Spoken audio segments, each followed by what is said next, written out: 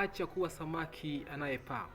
Kwa maana hiyo, acha kuishi nje ya kusudi lako. Kumbuka,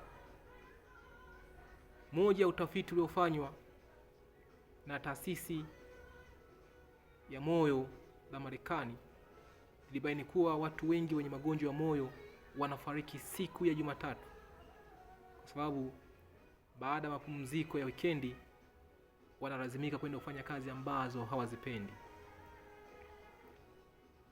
Kwa hiyo unapoishi nje ya kusudi lako, inapelekea wewe kukosa furaha na matatizo mengi mbalimbali,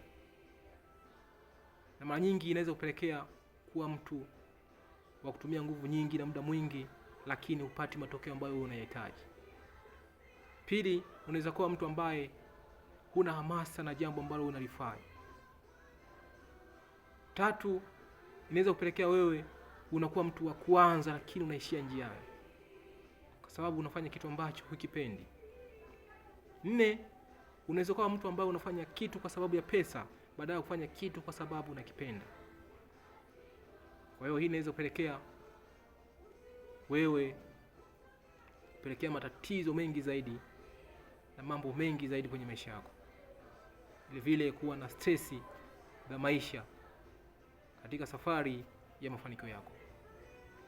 Kwa hiyo ili uweze kufanikiwa, hakikisha unaishi kusudi lako. Hakikisha unafanya kitu ambacho wewe unakipenda. Kumbuka, kusudi lako ndiyo mafanikio yako. Kwa hiyo watu walioweza kugundua kusudi lao ndio walioweza kufanikiwa kwa haraka zaidi.